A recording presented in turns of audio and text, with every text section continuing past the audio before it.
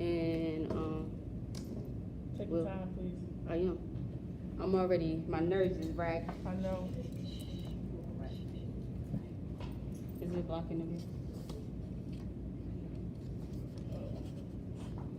All right, unmute it. That's alright, my camera's behind me. Good evening. My name is Nairi Watson, and tonight we're here for the police encounters. It's a part of the Millennium Movement. This event is being put on by New Wine Mission. We're a millennial group connecting the community through love. Tonight we have two special guests. Our first guest is lawyer Shaka Johnson. He's a former police officer and SWAT member. He's the only CUD certified narcotics attorney in the state of Pennsylvania. He has a degree in forensic medicine.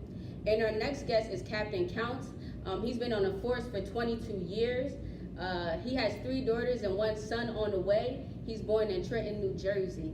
So let's give it up for our guests tonight as they come in and answer some questions for us tonight.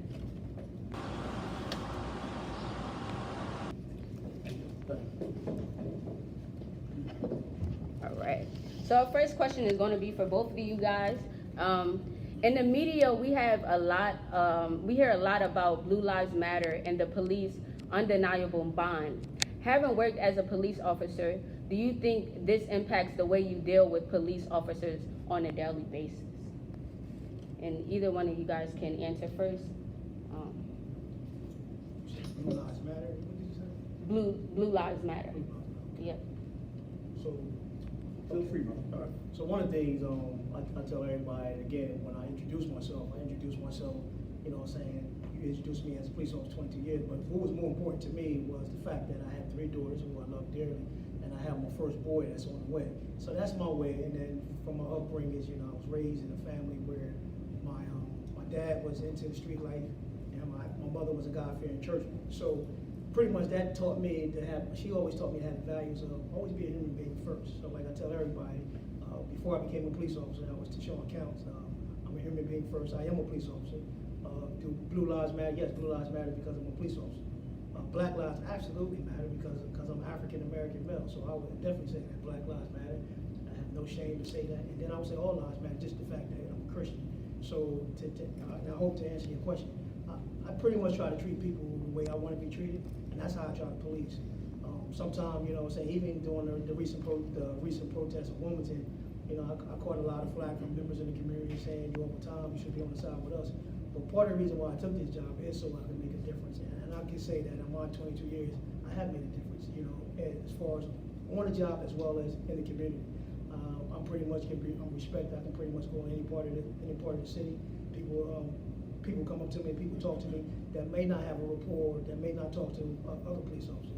So, you know, I'm proud of that. I know one day that I'm gonna retire, I'm gonna take this uniform off, and I still will be a black male. So that I always keep that in perspective. But I'm still proud to be a police officer. I'm still proud for what I served up, what I signed up to do, and you know, and that's just my perspective on things. Thank you for that. If I remember the question, I can repeat it if you need me to. the substantive portion was about Blue Lives Matter, and at some point, there has gotten into the dialogue these categories: blue lives, black lives, all lives, etc. Right, and they run the gamut. And so that was a very well put together answer by Captain Counts because it encapsulated all of those factors. But if I heard your question correctly, which was, how do you deal with police in this sort of Blue Lives Matter, with that sort of concept, how do you deal with police on everyday interactions? I deal with police like Black Lives Matter. I'll tell you what I mean by that. I understand that policing is an institution. It is comprised of many different human beings who all have different thought processes, different ways of going about doing their business. It would be very nice if they were all as level-headed and reasonable-minded with the sort of pedigree of a Captain Counts, but they're not. And so, as it were, I have to, as a black man who is, I think I'm educated to a good degree, I know how to survive a police encounter, but even me, I am sometimes afraid or nervous when I am in a position where I'm dealing with police and I'm by myself, whether it be them answering an alarm call at my house or getting pulled over.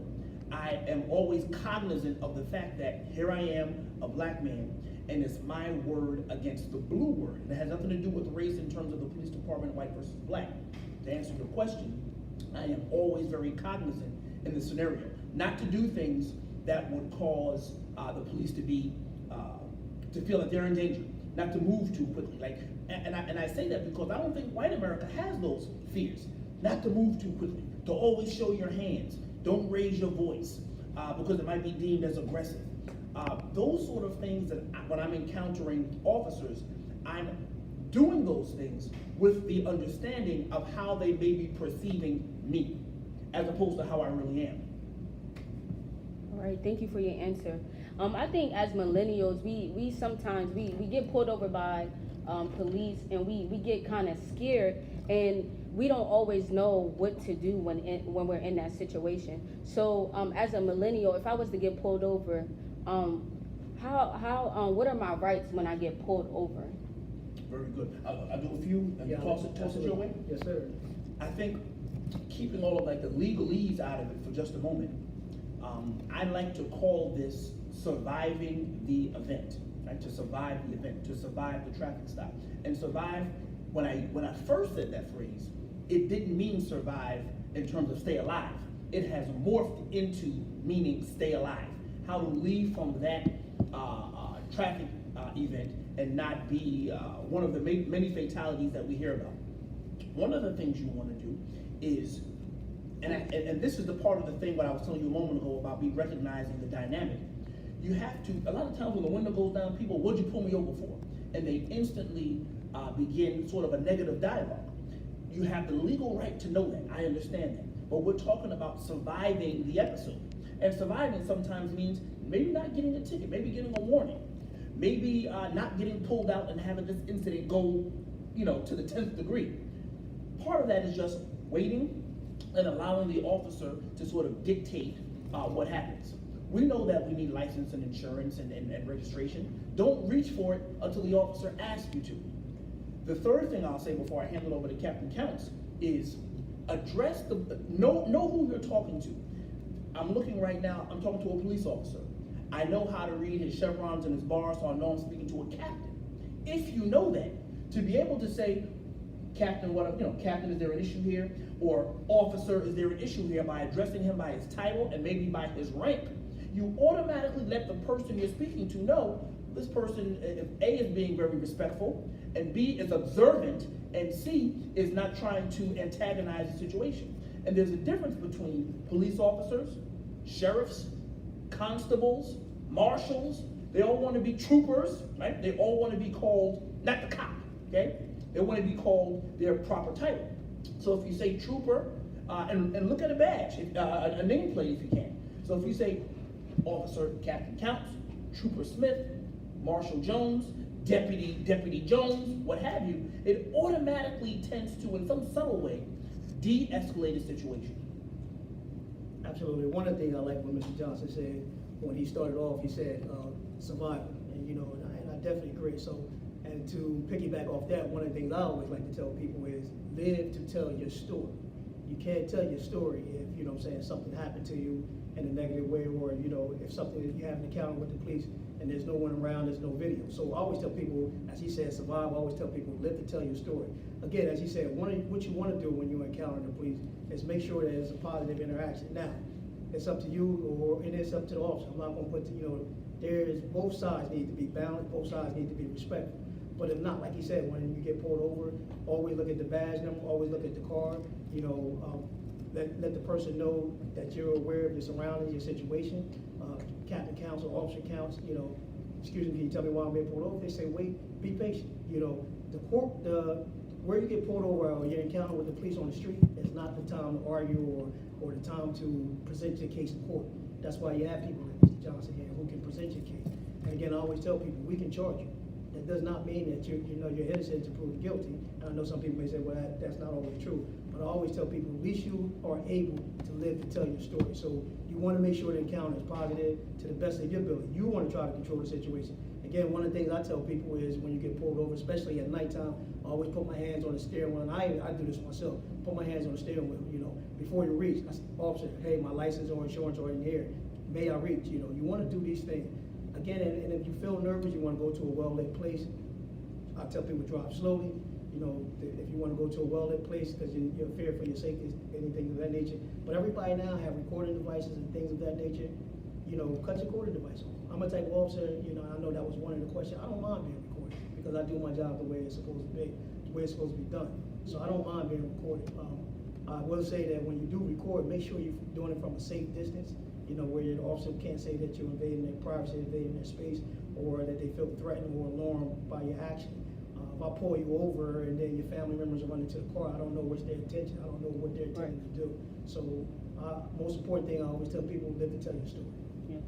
Both of you guys made a point about the badge number, and there's a lot of videos surfacing out on the internet about, and you see maybe a victim like say to the police officer, what's your badge number? And they might respond with saying, I'm not giving you my badge number. Is that the right way to respond, or how do you go about that if a police officer tell you that they don't want to give you their badge number? Every department have their policy are different.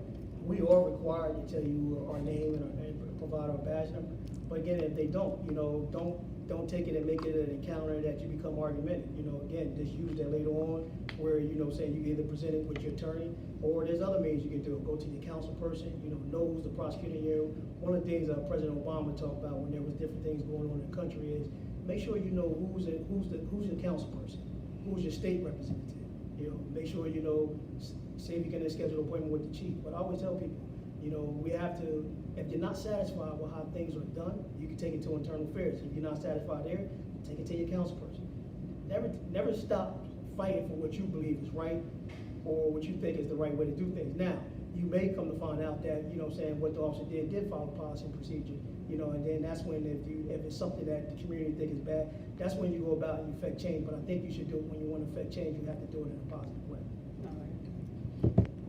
You want to look at the car number, okay? That is something that you don't usually have to ask, right?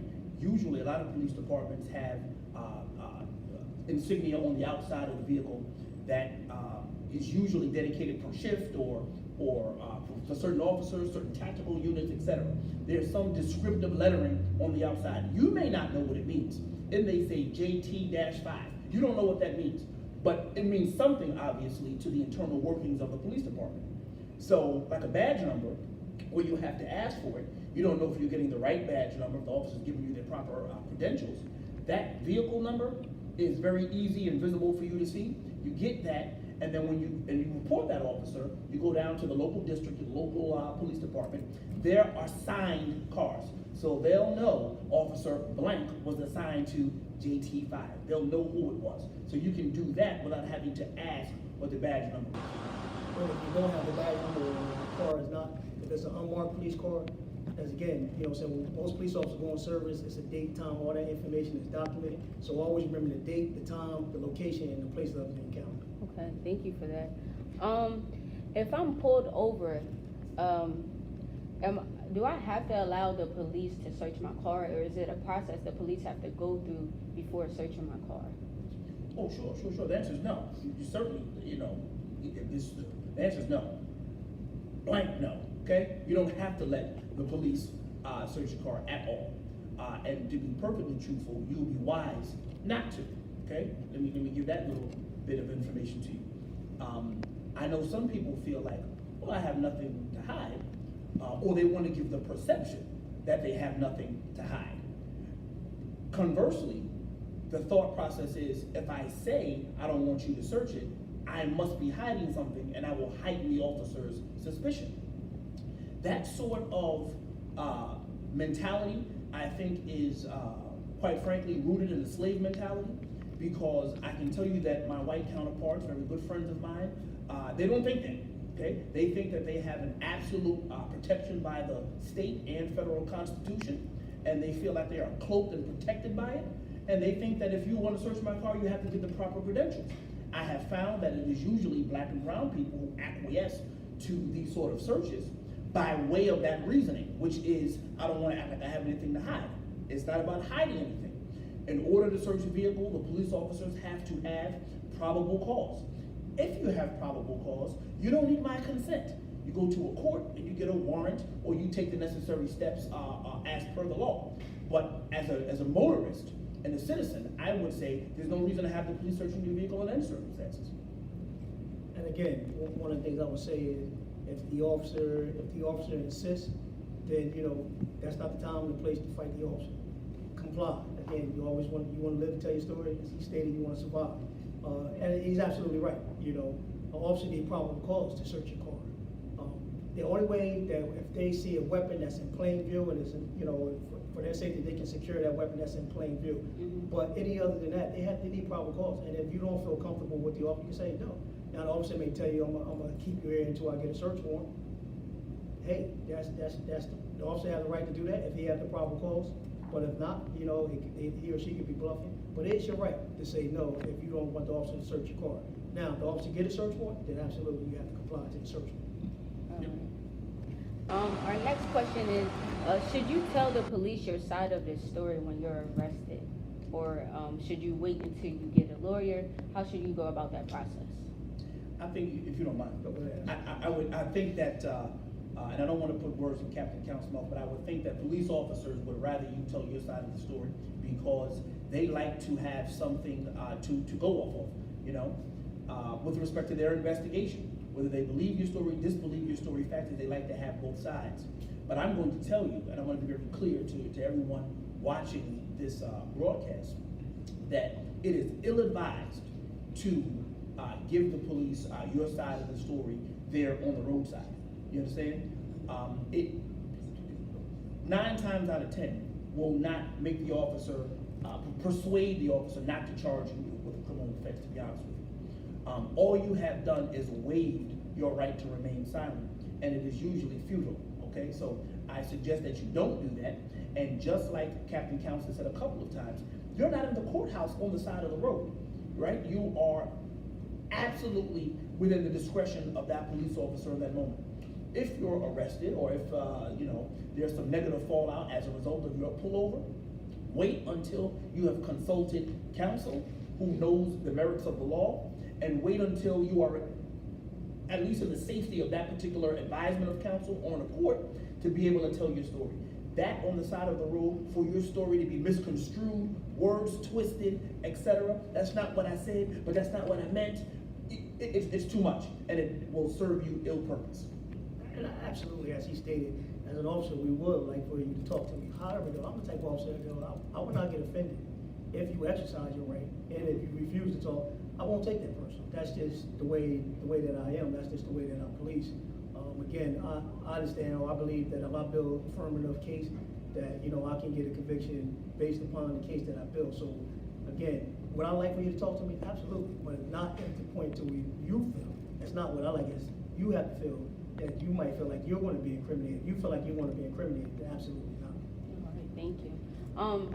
As you guys have seen in the media recently, it's been a lot of talk about defunding the police. So I just want to know you guys' thoughts on defunding the police. Do you think it's right? Is it wrong? How do you feel about that statement? I'll let you go first. Sure, no problem. Absolutely, I believe in sanctions. Defunding the police is merely a sanction. A sanction being, synonymous with just a punishment, right?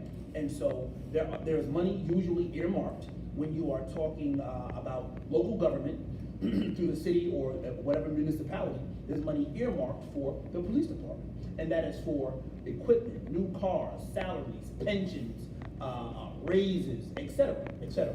The list goes on. And how if you can't sanction each officer individually, then you have to sanction the entity as a whole. That means you have to pull back on some of the finances, right?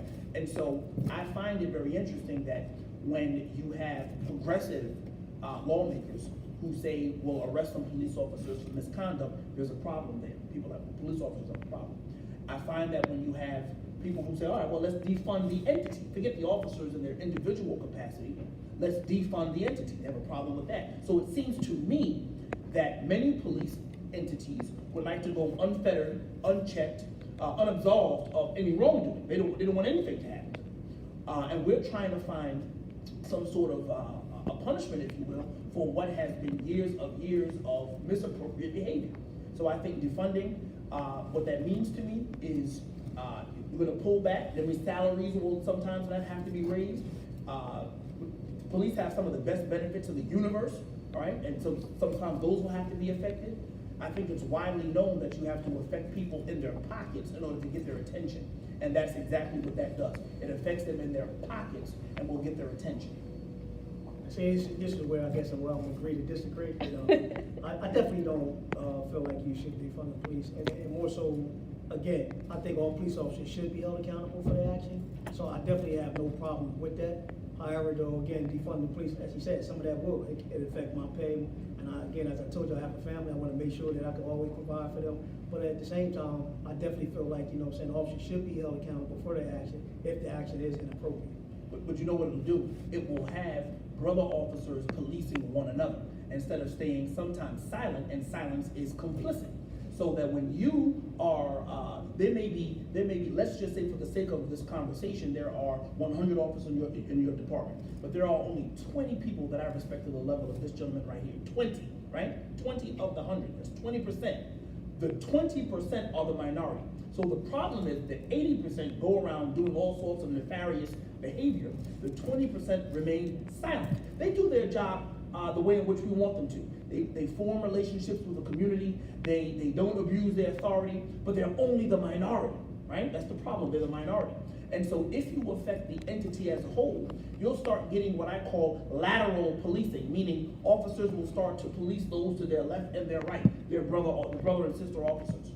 So, and one thing I would say to that is that, and I think another way you can control that is not being afraid to tell an officer that might have done something inappropriate. And it's interesting, the other day I did a session with a neighborhood on the east side, and that was one of the questions. They asked me, have I ever witnessed anything to the level of what happened in Minnesota? And I told them I never witnessed anything on that level to the level of what happened in Minnesota. But I have been in time. There were incidents where I didn't like the way an officer spoke to someone. What I did was I never corrected the officer in front of an individual. I believe in correcting somebody behind closed doors and prior. But I had that conversation. My mother, when that incident happened, she said, wow, she said, because that's one of the things she said about the blue wall silent, the police being silent. My mother said, well, you have told me incidents where you did speak up and where you did, express your opinion on how something should be done. So again, I would say that, there's other ways. One of the things I teach young officers is, always bring a point of view to the police department. Mm-hmm. Again, some people, in light of everything going on, there is more encounters with African Americans, more so African American males. I can state that. But one of the things I always, and a person said to me at one time was, or I can go back. I told you about my mother, a God-fearing woman. My father was a drug dealer and then become a drug user. So one day I was 12 years old and I said, Dad, why are you talking to them? Talking about a police officer. And he was like, son, I do what I have to do and they do what they have to do.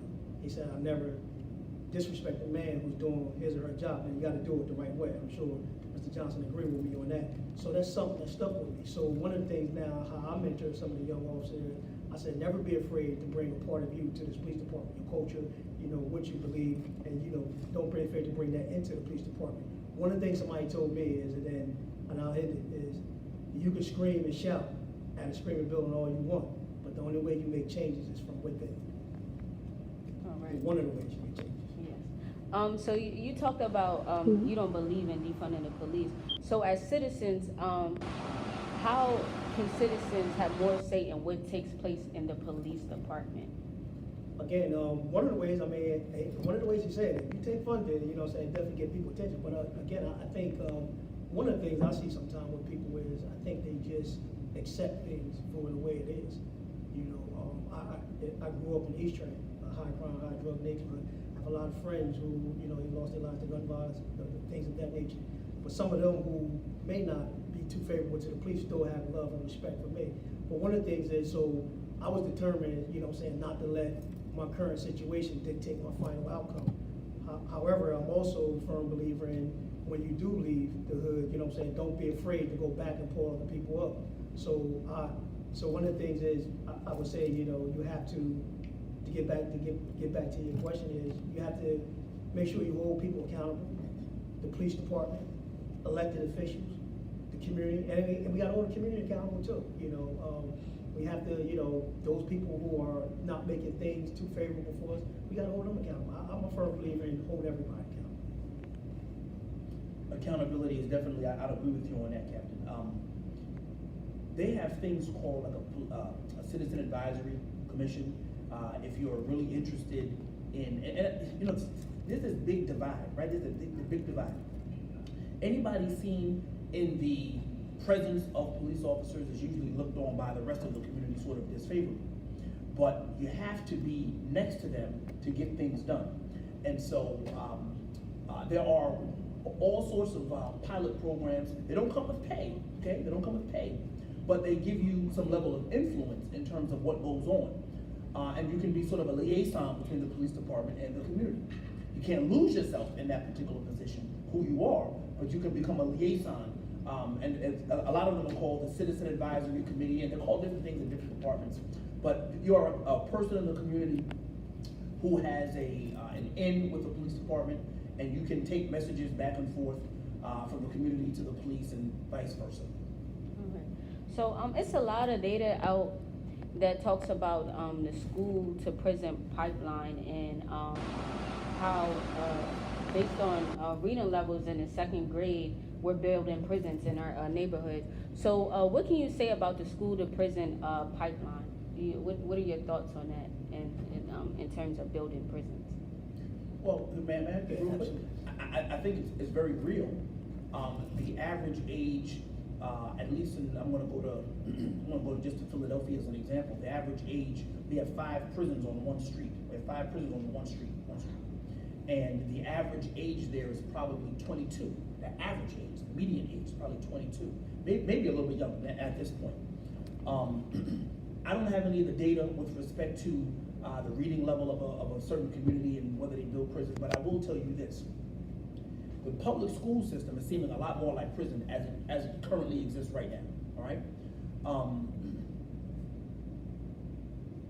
There has to be some sort of nexus, and people are pulling out the data that suggests that. I don't know about the 4th grade reading level and if that is a hard number based on how they're putting the brick and mortar together at the jails. I don't know. But what I do know is there is a very perfect connection between the lack of education and whether you go to jail. That much I do know. And I'm not just talking about finishing school, because I think we all know that people are being passed along. I know too many youngsters who are being passed to the next grade, miss the 7th grade, miss the entire grade, come back the next year to start in the 8th. You know, so that clearly, just because your reading level might be beyond 4th grade, you have a one-way ticket to prison in those circumstances.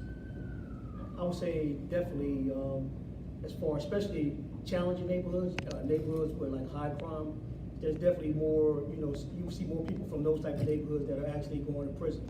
One of the things now that we have a program is called GVI. It's called Group Violent Intervention, and one of our former chiefs is the director for that program. And in this program, it started off, the program was geared more towards adults. So what happens is we try to figure out the people in the community who have a high propensity for violence. We figure out these individual adults. We go to these adults and we provide them with service. We can move them, we provide them with jobs, training skills.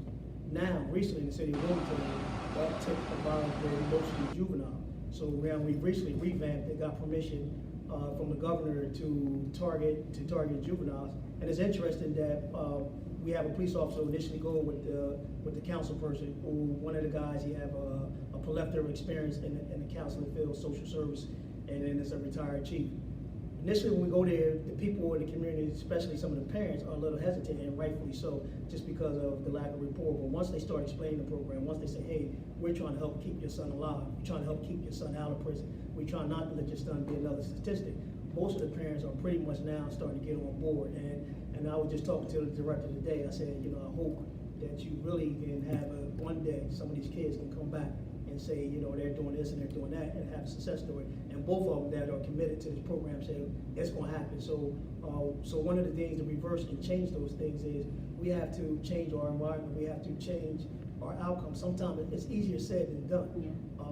I know my mom sometimes would tell my twin brother and I, you know, why y'all hanging with these individuals? Like, Mom, they were friends. And it's the same thing some of these parents were saying today. But we still have to find ways to where we can adapt and adjust and try to change the outcome. So we won't go straight from the elementary schools to the prison. Okay, so in 2018, the NAACP reported that in a nation that accounts for 25% of the world's prison population and only 5% of the world's population, how can we save our Black and brown citizens who also represent 56% of the U.S. Prison population? There have been a lot of initiatives. For example, bail reform. A lot of people are in jail because they can't afford to be released. They just can't simply afford it financially. The state of New Jersey tried to tackle that with a really progressive bail reform by taking money out of the equation. They have another rubric that they use to decide who gets in and who stays out, etc. That's one thing. But to bring it to a very grassroots level, right? Make it very grassroots, very right here, right at home. Police officers are the first personnel in the law enforcement and the judicial process that you come in contact with that have the discernment as to whether to make an arrest. When I was a police officer, I used that discernment to a great extent. You can develop all sorts of lifetime relationships with folks when you institute some discernment about someone who's doing something that is perhaps on the books, technically illegal, but you don't have to put them into that machine of a system called the criminal justice system right away. I find that police officers,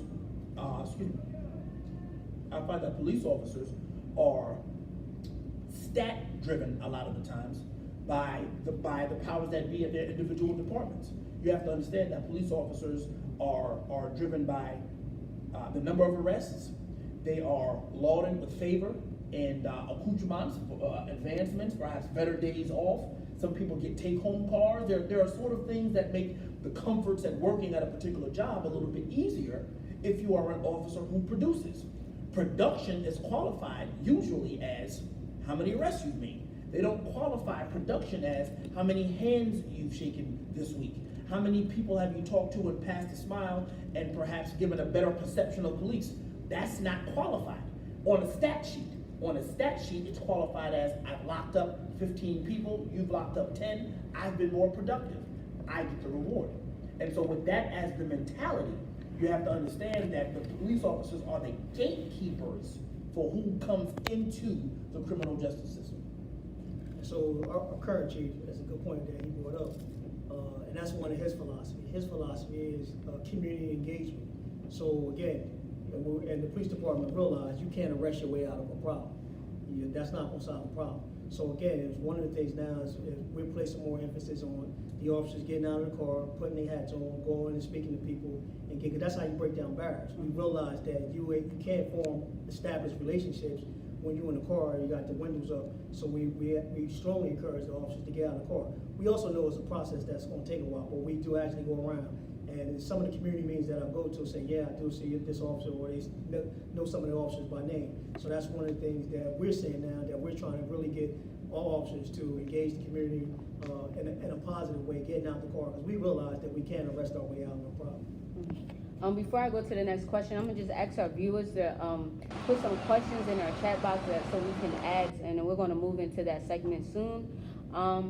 Our next question is: many schools in the state are moving away from disciplinary practices like detention and suspension, and replacing them with restorative practices like teaching stress management, meditation techniques. What are your personal thoughts on enforcing restorative justice practices such as rehabilitation, counseling, education, financial resources in place of traditional punishment practices such as the prison industrial complex? Very good. I am a fan of let me be clear. There are some people who don't need to be out here amongst us, right? Some people do things that are so horrible that they need to be in jail. Let me be clear about that. And so this answer that I'm giving you is not to suggest we should just open up every cell in all the world and just allow everyone to roam free, okay? However, a slippery slope has been created wherein we've begun to, when prisons became something that's traded on the stock market, when it was privatized, it went to hell in a handbasket, because it was always sort of the undercurrent that there was a money-making entity there with prisons and free labor, okay, in the form of black and brown men, okay? But when it became privatized, it was really shoved in the face of the forefront. This is a for-profit entity. It's for-profit. So this is not just to put people to the side because they have done some sort of misdeed in the community and your punishment is to sit over here for a little while. It is clear that the people who have invested and built this edifice called a prison only did it to make money. That's what privatization means. And so I'm a fan of encouraging folks to go the opposite direction. Because if that proves lucrative, what happens when you put one gas station on the corner or one Chick-fil-A on the corner and the line wraps around the building? We got to find somewhere else to put another gas station or another Chick-fil-A because there's enough business to go around. And that's how you build a chain. Well, it's always the same with prisons. If you build a prison and you privatize it and it becomes full, you only have the numbers to support breaking ground for another prison. So I'm a fan of finding a way to punish, deter, and give folks another out with respect to diversionary programs and diversionary institutions as opposed to feeding that machine called private prisons. I definitely believe in making sure rehabilitation. Now, again, I definitely would say, and especially from what I see on a day-to-day basis, there are some members of our community who do deserve to be locked up, and they don't deserve to be amongst us. Now, do I believe even those individuals deserve another chance? Absolutely. But as long as they're going to come back out into society and be a productive citizen. One of the things, we talk about at our church a lot is, education and non-incarceration. And even me as a police officer, I believe in education and non-incarceration. However, I think, we need to provide resources. I had a conversation with an officer one day in the locker room, and we was talking about that, people that might have had felonies and things of that nature. And so one of the things I said to him was, well, how do you expect that individual to live? Like, I believe that individual, after a certain many time, should be allowed to vote if they serve their time and they're not on probation and things of that nature. Not right away. I think there should be some period where they get to cool off. They can show that they haven't committed any more crime in a certain amount of time, that they're now on the road to be a productive citizen. Absolutely, there should be, ways to rehabilitate them, but actually, instead of just going straight to incarceration, or instead of locking them up. And again, that's why I said we're trying to break the barriers down. That's why we're trying to form relationships with the community and just going out and establishing relationships. We realize that when you establish relationships, it builds things, people develop rapport, people are able to understand each other. Without that, you won't get the same thing. People feeling like the officers feel like us versus them. Officers feeling like, these individuals deserve to be locked up. But you gotta give people a second chance. But again, I also believe that there's members of our society, and I say that where we have some individuals who February got caught with a gun charge. They back out in the street, committed more shootings. Some of these shootings, innocent people get hit, or even when they hit people who they call the ops, and they hit individuals that within a 3-4 month period got 3 or 4 gun charges, and they still out in our community amongst us. That's something that shouldn't be tolerated. But at the same time, we need to do something where these individuals have an opportunity to become a lawyer or to become a productive citizen in society. Can I add one piece? Yeah. So just think about when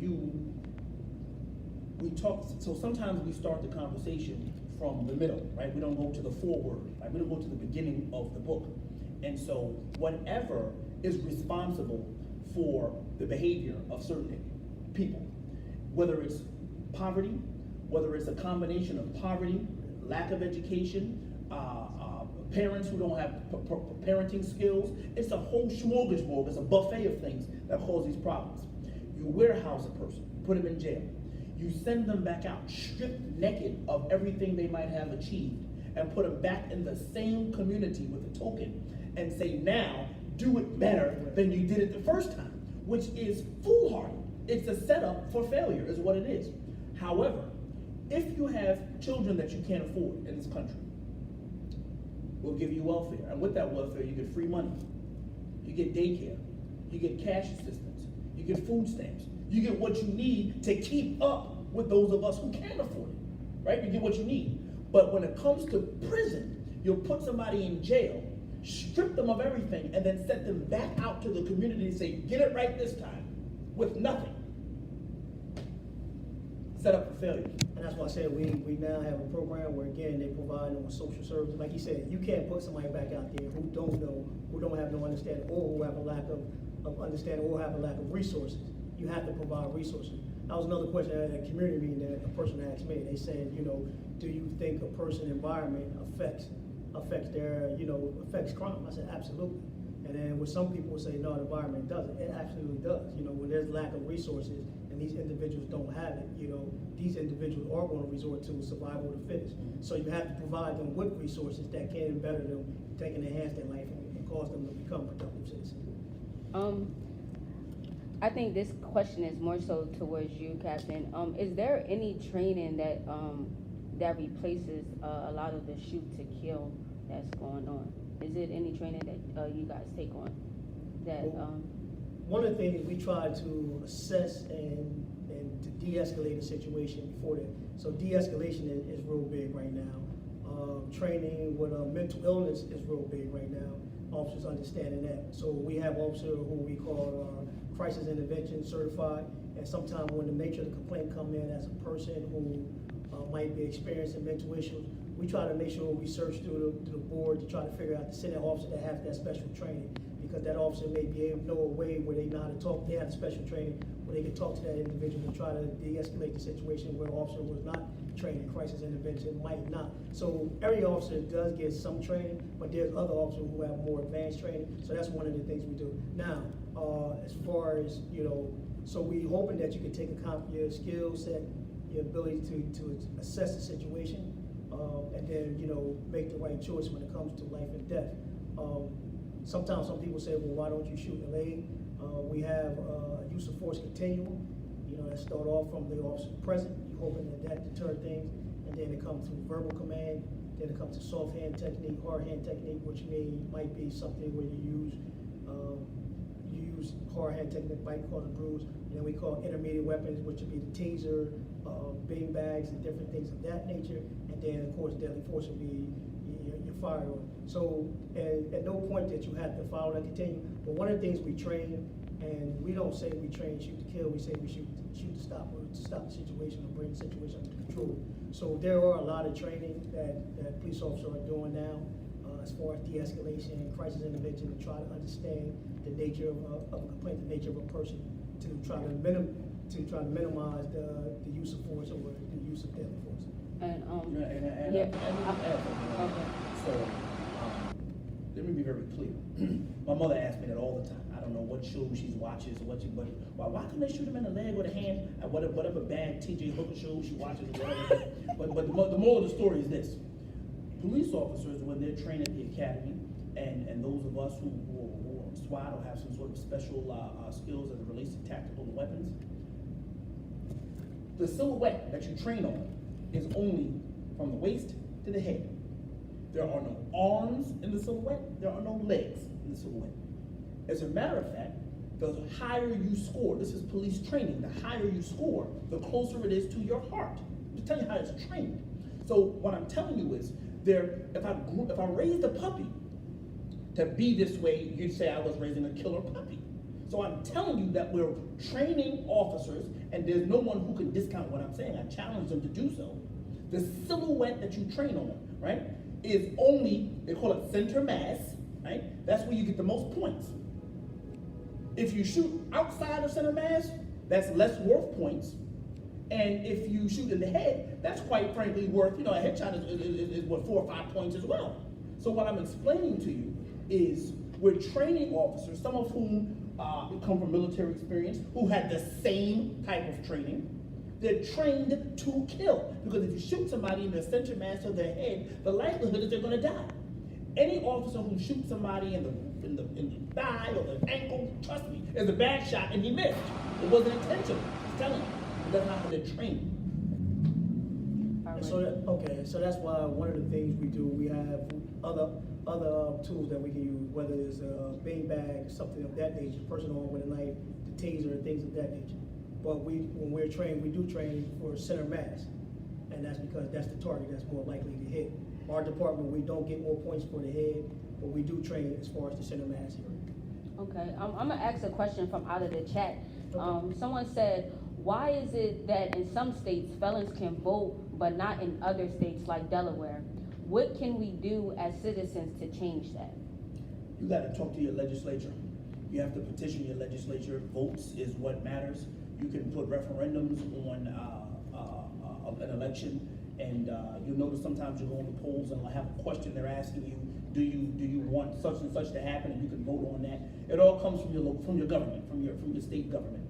So in Pennsylvania, felons can vote after a while, almost like Captain Council talked about a little bit ago. Delaware, you can't, and that's all comes from the state. And again, the way you affect change is, again, you have to, like you said, talk to those people in the community. You have to be persistent. You have to be determined, to bring about these changes. You can't get anything done if you don't put forth the effort to make those changes. That's why it's important who you vote for in local elections. Local politicians, which I will say historically are poor turnout for black folk. I'm just being very clear about it. We don't go to local councilmen and budsmen, local elections. They're low turnout elections. We go for presidential, if it suits us, but we don't typically go for these low turnout elections. Those are the politicians who carry these proposed bills. That's how they start before they become laws. They carry these proposed bills up the ladder for us. So it matters who they are, because they can't take everything. So you have to have people who have your agenda in mind. And real quick to add on to that, one of the things your organization can do is, again, let's just take this community, take this community right here, is you can start determining who y'all want to be that elected official, that local elected official. Point to the young lady over here and say, hey, we're gonna need you to be this. We want you to run for this. And then you have to come together, work collectively as a group, and support each other, and not be afraid because this person is moving up. And then if that person don't do what he or she said they was gonna do, then you vote them out. But voting is very important. Right. Very, very, very. And holding people to task, because we all have grandiose platforms when we're running for something. Just holding them to task. And it's not just important to vote in our political elections, but we also need to vote in our school district elections, because we recently had one, and I read an article, and only 20% of the people in Delaware voted in that election, and I think that's very low. That's not even 50%. So It's not even 25. yeah, it's not even 25.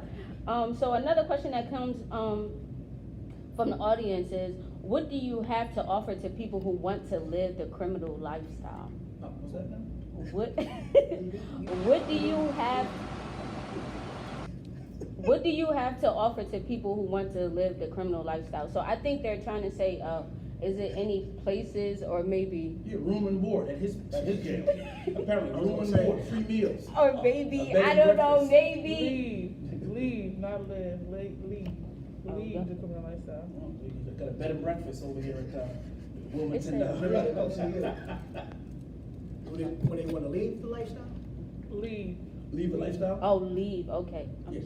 The difference one word makes. Yeah. I know, but So what I would suggest is you have to, I think we are all a product of the people we associate ourselves with, right? Yes. And so I am very cautious about who I allow in my inner circle.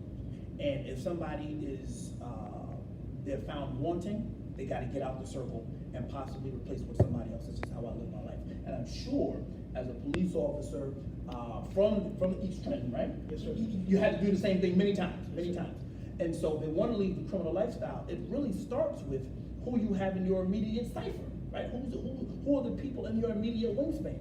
If the people closest to you, just, what it tells, your phone will tell you. Your phone says frequent contacts. Your phone tells you who you talk to. If you're not talking to people who are where you want to go, then you're going to be where you are, you're going to be there forevermore. You have to be talking to people and dealing with people that are outside where you currently stand, but are perhaps where you want to be. And I will add to that, like you said, I always tell people, Never forget who you are, never forget where you come from. Don't think that you're better than other people. But if they're not going where you're going, then you have to leave them. But now you have to be like a tree and have branches. When they're ready to come up and they climb up, don't be afraid to reach down and pull them up. But again, like you said, you got to be with people, like-minded people who have your best interest, people who are doing things that you aspire to do, and those are the people that you want to surround yourself with. The other ones, you have to try to be an element of change where you inspire them and say, hey, look, this is what we can do, but this is how we have to do it. We have to do it the right way.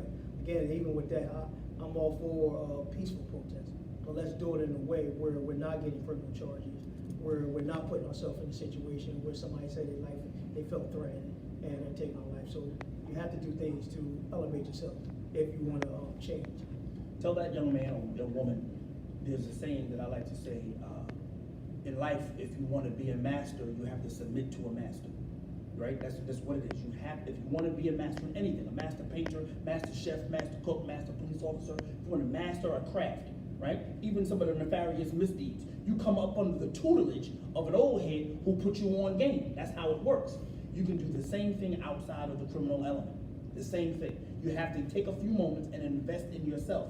That person needs to invest in themselves, meaning there may not be rewards to be gained immediately in the legitimate lifestyle, right? You may not be touching the same type of money in the legitimate lifestyle initially, but you have to invest in yourself, invest time and energy in yourself, and eventually you will. That's a promise. And they will feel alone initially at first, Right. because they had a set of friends who they hung out with who are not thinking positive. So when they do it with him or her, they're gonna feel alone. But that doesn't mean anything. Sometimes, they say it's lonely at the top. But if you're doing the right thing and that's where you aspire to be, then you can't worry about that. You have to do what you need to do to bring yourself up. So earlier you said that you guys don't call it shoot to kill, right? What do you call it? We say we just want to stop the threat, or mitigate the threat. So we don't say shoot to kill. That's fancy, right? Mitigate the threat. Okay. But if you shoot him center mass in the heart, I mean, there's only really one outcome. It's not disparaging. I'm saying, again, as I told you, I have a family, and I police the way I think I police fair. So at the end of the day, if somebody puts themselves in a situation or that I feel that it's going to take, my life or take somebody else's life, I have to do, that's what I'm charged to do, is to take a life. So that I am, but I also feel that I should do it the right way. I shouldn't use my power, use my authority just because I can, just to do it just because. I should do it, when it's necessary. I don't have to protect myself or someone else. Okay. So and you could answer this how you want, because in the chat it says, why can't they change the shoot to kill policy? I don't know there's a policy that shoot to kill. Okay. Right? That would be crazy, right? That to have a policy, as a lawyer who does civil work, I would love a police department that had a policy that said shoot to kill. I would make a lot of other people wealthy, right? If there was a policy that said that. It isn't. What I was suggesting a moment ago is that regardless of what you call it or what sort of nice language you wrap around it, mitigate the threat, denounce the whatever language you put with it, the reality of it is officers are not trained to deploy their weapon and shoot their weapon unless that particular threat is going to be potentially killed. I mean, there's always the potential for death, obviously, when you shoot your pistol. And the one thing I would say to add to that is, if you take, and I can't speak for any other city, but if you take the city of Wilmington, for the number of guns that we get off the street, and you take the officer-involved shooting, the percentage is way low compared to, and in their situation, again, I can speak on this from firsthand, where people are running, they're taking out their gun and they're pointing it, they're dropping it. Sometimes they can be just dropping it, but that's a situation where officer can be justified. So I would say, I can say the Wilmington Department of Police, we're not perfect. However, I do, when I say that we're trigger happy, I wouldn't say that. Okay.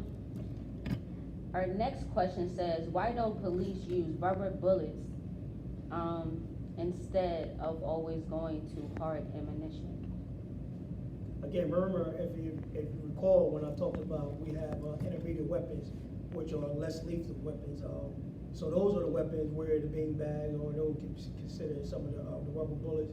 So those are different things that we have that, we use sometimes in situation that deems necessary or that we feel is appropriate at the time to use those situations. especially on the SWAT team. I've been on the SWAT team as well for 10 years. There are situations where we have used them in certain situations where a person was armed with a knife or something, maybe far back distance, where we know we can use that situation to bring the situation under control. That is a special weapons sort of question, like he says SWAT, which stands for Special Weapons and Tactics. It's not practical on one police officer's belt to carry a pistol, a taser, handcuffs, extra ammunition in the form of extra magazines, a beanbag, rubber bullets, go-go gadget. You can't carry but so many things on your belt. And so the police have usually maybe a baton or ass baton perhaps. And those who don't may have OC spray, pepper spray, commonly referred to as. Those who don't may have a taser. But now a lot of officers are carrying some form of less lethal as well as the lethal. There's the option. And I'll say in Wilmington, most of the patrol officers definitely have tasers. They don't have all the other stuff like that, Inspector Guy, but they definitely have taser. The higher rank officer, we really don't have, but most of the patrol officers will come in contact with citizens every day. Most of them are carrying less lethal. I'm gonna just ask y'all before I go on. Can y'all give me just 15 more minutes? We have some good questions in our chat. If you're fine with that. So this is a two-part question, and it says, what do you predict will happen in the next few years regarding our social justice and inequality issues? What activities, efforts can we develop as a community to improve what is going on and promote more equality? I can ask it. You need me to repeat? I'm a fan. I'm a fan of civil disobedience, to be perfectly truthful. I am a fan of rebel rousing, not criminal behavior, but I am a fan of stirring the pot. You understand? Mm-hmm. Because when things are not stirred, they become sedentary. And I'm a fan of doing things to call the attention to the issue, right? And we've been doing that for the past couple of months. That's why it's called civil disobedience, right? You can't burn down buildings, but it's called civil disobedience. And that has been, for the most part, effective. It was effective to some extent in the 70s, and here we are again in 2020, 50 years removed from when Neil Armstrong walked on the moon, and we're still having civil unrest just to bring issues to light. So I'm a fan of that, and I think that has been effective. Now, when the issue comes to light, I think that we do ourselves a disservice by allowing ourselves to be distracted and the issue being put somewhere else. Once you've shined a light on the issue, finally, you got the light to work. They're talking about your issue, your lives, your family, your brothers, your husbands, your sons. They're talking about your issue. Do not allow the narrative to be switched to something else. You do yourself a disservice. You've done all of this, you've put out all of this energy to get the conversation right where you want it. And in 10 minutes, you allowed somebody to snatch the conversation and start talking about something else. So be mindful of that. So in other words, don't let nobody hijack your situation. Again, I know the organization will go out tomorrow and do a love march, and that's absolutely necessary. Again, I'm a firm believer too. The squeaky wheel get all the attention. So there's nothing wrong with that. Mm-hmm. But when you do it, just make sure that individuals, you don't let people in there that's going to hijack your moment and use it for their own cause and not for the good of everyone. They just have personal agendas. Right. You want to make sure that you do stuff and you stay on top of things. You let people know that that you're determined. Your voice needs to be heard. Again, as I said, I told some of the officers, your culture is important. Your ideals are important. Your beliefs are important. So like he said, you stay on top of it. You stay persistent, inconsistent, and never let no one determine how your outcome is going to be because of your current situation or where you are. You have to be determined, and then how you build your community, one step at a time. Getting everybody in here. I wish there were more people here, more youth in here that can listen to this conversation and start understanding that, hey, the way we're gonna get things done, that we organize, but we have to do it the right way. Mm-hmm. And we have to do it in a way where we are gonna get people's attention and they are gonna listen to us, but not the bottom. Yeah, and I think it goes even further than just marching and just saying you really have to get the right people in office and just have them advocate for us on our behalf, what's best for our community. And Mr. Johnson, this is for you. The question is, how is it possible that you are charged with a misdemeanor but not convicted in one state, but 20 years later, another state can arrest you and charge you for what you said, for what they said in this state, you would have been charged a felony? What can you do? I don't know what they're talking, what they're trying to ask, I really don't know what they're trying to ask. I think Hit it this, one more time. I think this person is trying, okay, so from my understanding, it says, how is it possible that you are charged with a misdemeanor but not convicted in one state? So if a person is charged with a misdemeanor in Delaware. Right, just charged but not convicted. Not convicted. Got it. But not convicted in one state, but 20 years later, Mhm. another state can arrest you and charge you for what you, I guess for what you did in that, in Delaware. Right, 20 years ago. Right. Yeah, and it just says, in this state, you would have been, I guess you would have been charged with a felony. What can you do? You can call me. Tell that person to call me. All right, there you go. But that sounds a little bit nutso.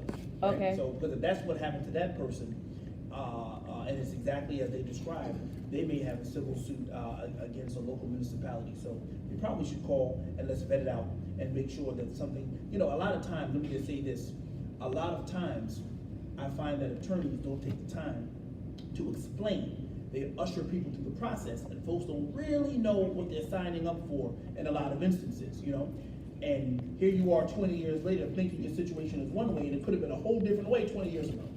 So call, and we'll look it up and see what's what. All right, thank you for that. Can you give your contact information? Yes, So- yes, no problem. I'm not on social media. I prefer to stay married, so I'm not on any of that. You won't find me on any of that. They asked you for your phone number. Yes. I'll definitely give you that. 215-732-7900. That's 215-732-7900. You won't find the kid on social media anywhere. All right. So our next question is, why aren't the cops who killed Breonna Taylor charged? Why haven't they been charged yet? Because they're in Kentucky. That's why I So said. yeah, each state is different. And so the reason why, I don't know all the particulars, I don't have all the facts, but each state is different. Yeah. I know they're in Kentucky, and I don't hate to say this, I'm glad to say it. I think there is a different value placed on different lives south of the Mason-Dixon line and north of the Mason-Dixon line. I just do. There's a reason why Ahmaud Arbery, there had to be rallies and marches and people running around and making a big deal of things just to get those folks arrested, right? Just to get them arrested, to get convicted, just to get arrested, we had to have a whole kumbaya march to get them arrested. So I think when you go south of the Mason-Dixon line, the value of black lives tends to diminish even more. I think it's 5 cents on the dollar when you cross over the Mason-Dixon. All right. So the next question is, why are Caucasian officers allowed to police our communities? They don't know anything about our culture and are so afraid they automatically go to shooting instead of de-escalating situations, as you all described. Well, you can't say who can police your community, but again, it goes back to some of these people have to understand if they want to affect change. And remember when I talked earlier about screaming at an empty building, the only way you can make change is from within. We can't, no one place can say, okay, this officer can, a male officer or a female officer, but I do think a community should be, or a police department should be a reflection of the community. So one of the things that I always do is try to strongly encourage people of color to join the police department so they can affect the change that they want to see. It goes about everything as far as in our community. Remember I said as a group, as an organization, we can tell this person, we want this person to be the lawyer, we want this person to be the judge. And we think of all these positive things, we want these people to be the officer. So when we do these things, we're building people where they're becoming positive instead of negative. But the only way we can affect change is you have to be part of the organization. Or you have to demand change. As he said, you have to be an activist and you have to demand that your voice be heard. All right. Thank you for that answer. Why can't, being in an urban community, most of our communities are filled with black and brown people. So as citizens, why can't we pick who is policing our communities? for instance, some people say that they will want to have police in our communities that they feel have a bond with, or they feel closer to, and won't react so harsh when they're being pulled over. So how can we? Is it a way that we can pick the police in our community? Again, I'm gonna try to answer that question. I would absolutely say probably not. The only reason why I say no is because if you decide to go into, or someone from this community decide to go into a law firm that's predominantly white, you know what I'm saying, then they might say, well, why can't we pick just white lawyers, you know? So, and then there's some Caucasian officer who does develop a bond with the community, and I'm sure, you know, there's a member of the community tell you that they had a bad encounter with an African-American officer. So, you know, it's all about that officer and how that officer is going to police, you know. Again, if they police the right way, you know what I'm saying, if they use force, sometimes the use of force is not pretty. So sometimes some people may not understand. But, you know, if they do their job the right way, members of the community will understand. I can tell you in Riverside Housing Project, I had a great rapport with people over there, got into a foot pursuit, and the guy, you know what I'm saying, was running when I grabbed him, you know what I'm saying, tapping him down to the ground, everything was fair. When I hit him, everybody was like, ooh, Officer Counts, good hit. I didn't get bottles or bricks thrown at me like sometimes some of my counterparts. That's just by the way that I treat that community. So again, I don't think sometimes it's not always the color. I think it's the way that officer treat people. To be certain, skinship is not kinship, right? It has that, I don't know if they understand, it has little to do with the color of the people doing the patrolling. As a black police officer, I was in a predominantly white police department, and I was a minority, and I was accepted, much like Captain Counts, for the way I policed. Now let me be clear, I wasn't initially accepted because I was seen as a police officer, and so there was some standoff initially just because I wore blue. There was some standoff. I still had to go the extra mile to shake hands, make some, you know, to do a little bit more, right? I didn't compromise my work ethic, but I had to, like you said, I park the car and get out. Maybe shoot some hoops with the kids and just do some things, as opposed to, you know, it's the kind of people that the police departments hire really should be more personality driven, because personalities is what de-escalates situations. And so it's not about having people like yourself, because it's not all black people. So there's some black officers I wouldn't want nowhere around me, and I'll swap them at in a moment's notice for a few white officers I know. You know, so that's not what it is. It's not racial, it's not that.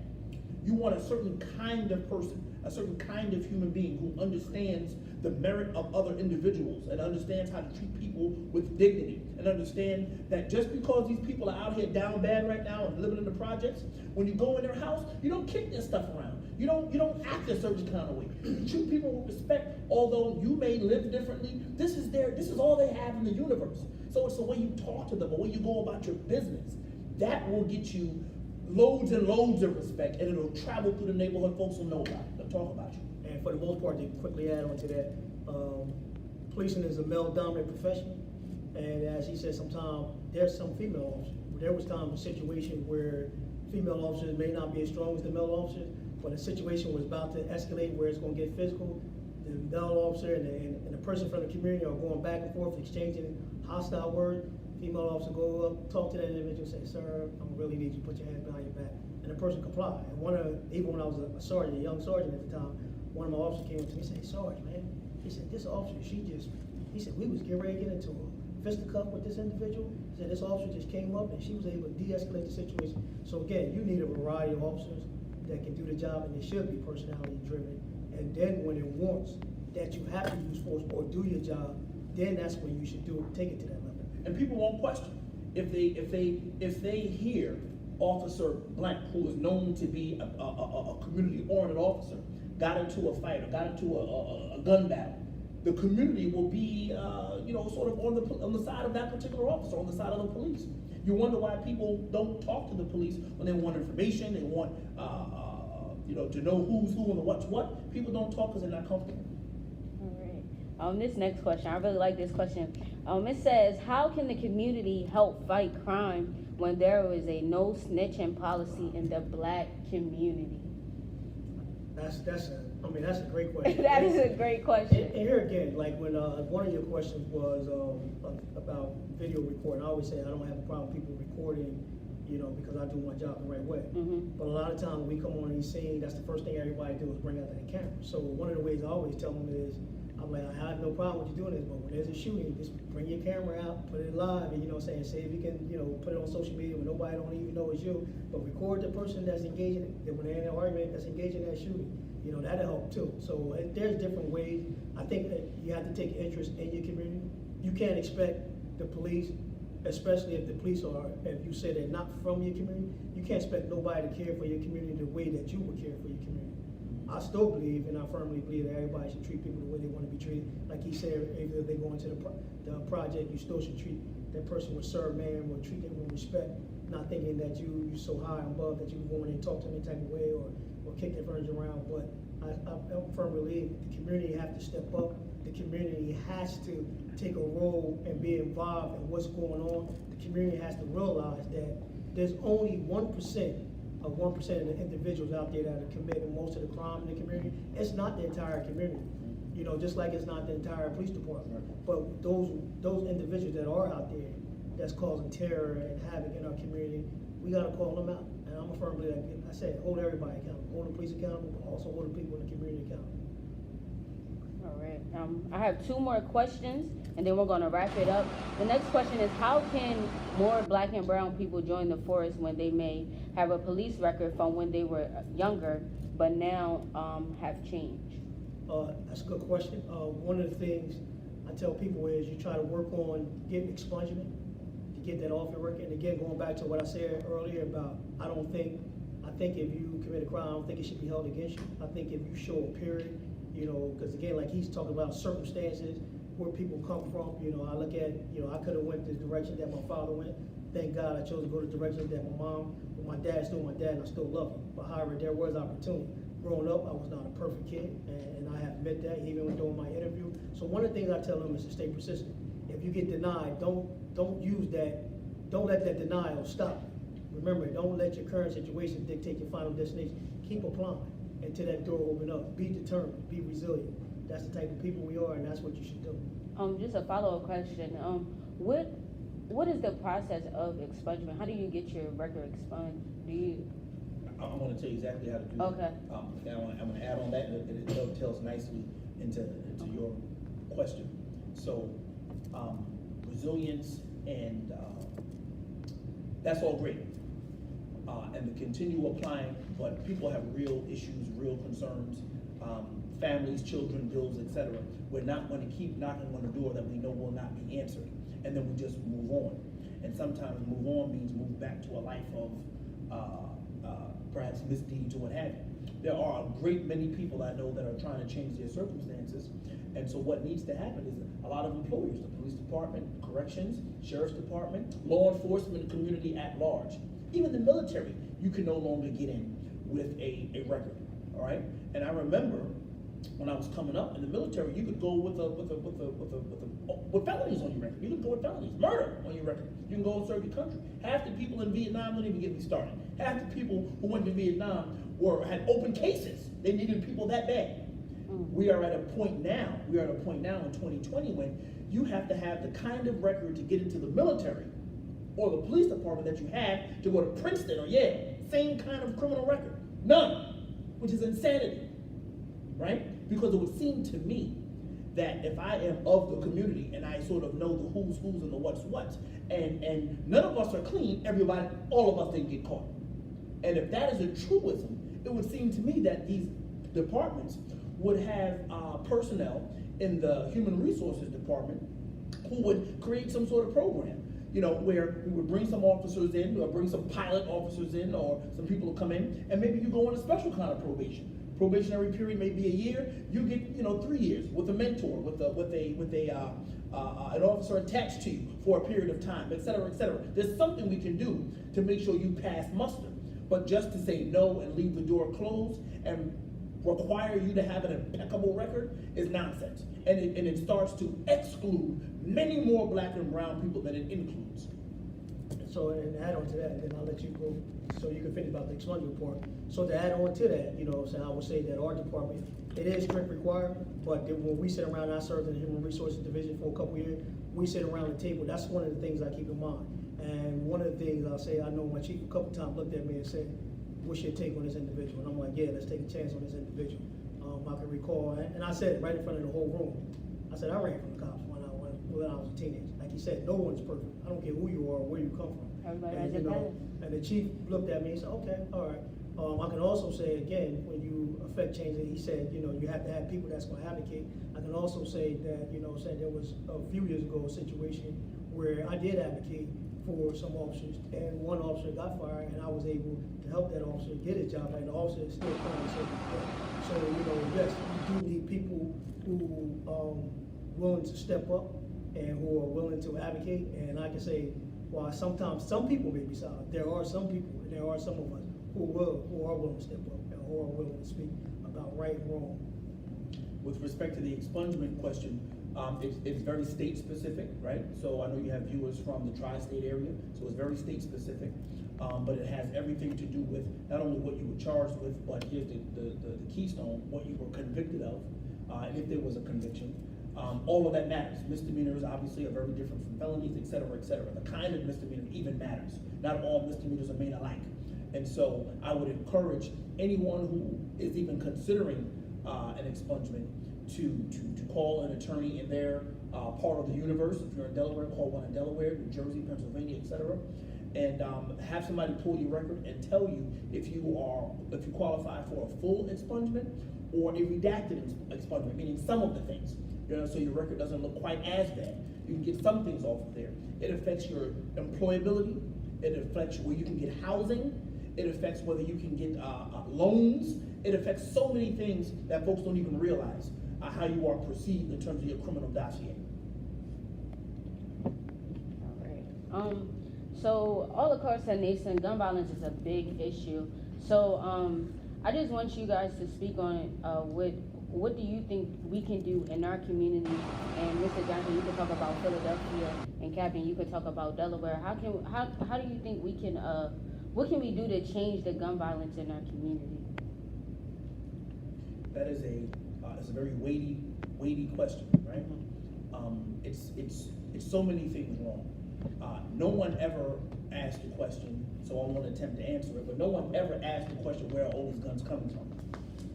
With respect to, you know, all these highfalutin guns that are made in Austria and NRA driven, no one is asking how they're making it into the hands of Rasul and Jermaine. No one's asking those questions, so I won't attempt to answer it since you didn't ask it. But the one that you did ask, right? You can go ahead and put that in there. It's cool. But since you did, I'll answer the question that you did ask, which is, how do we deal with the violence? Listen, I don't know, right? That's crazy to think I would be walking around with that kind of answer. I don't know.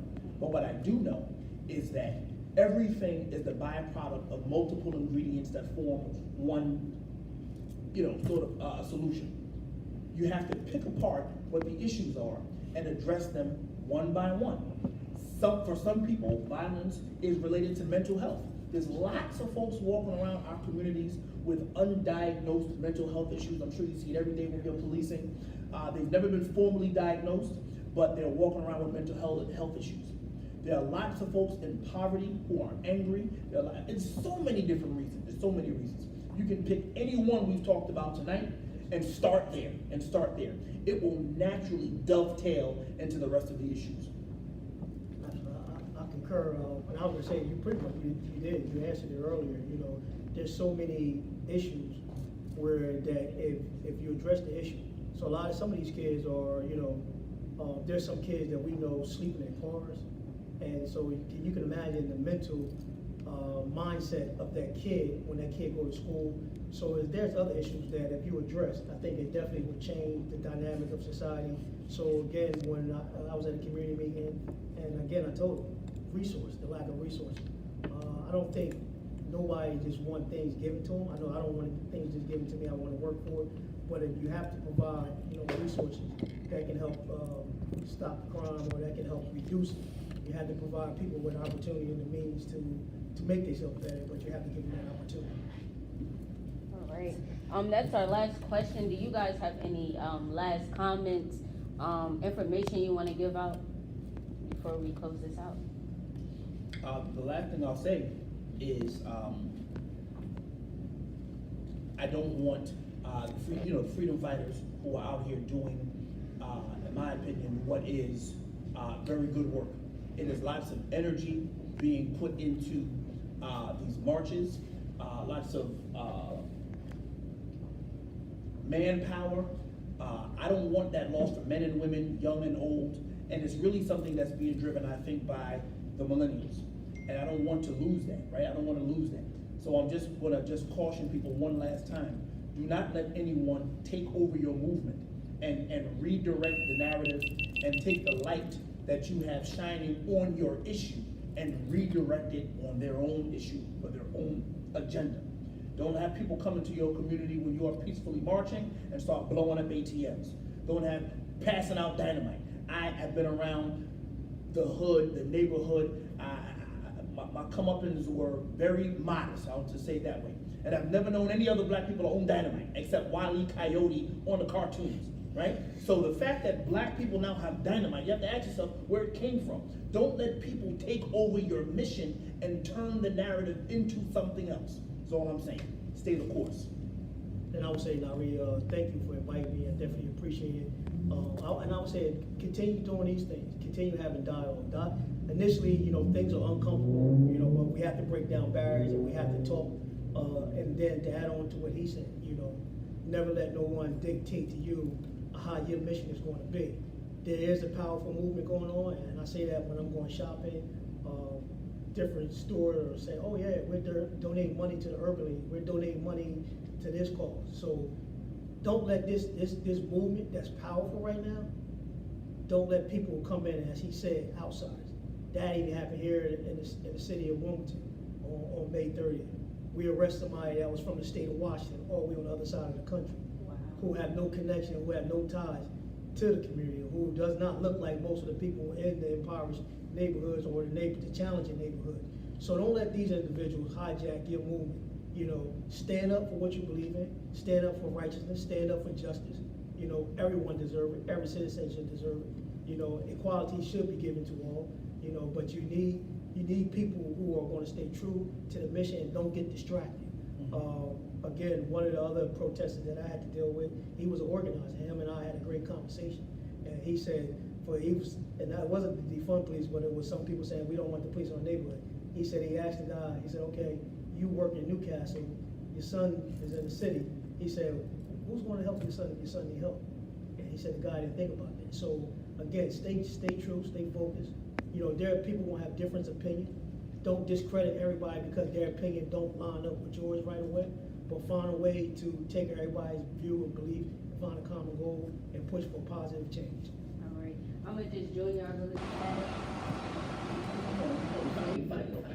I want to thank you guys tonight for joining us and our wonderful panelists tonight. They did such a great job answering questions from you guys and questions that we prepared tonight. And I just want to invite you guys to our part 2 tomorrow of this Millennium Movement. It's called the Love Walk, and we'll be starting at Neighborhood House at 12 noon. We hope to see you there. It's going to be a great experience. We're promoting love, unity, and peace through this Love Walk. And thank you and have a good night.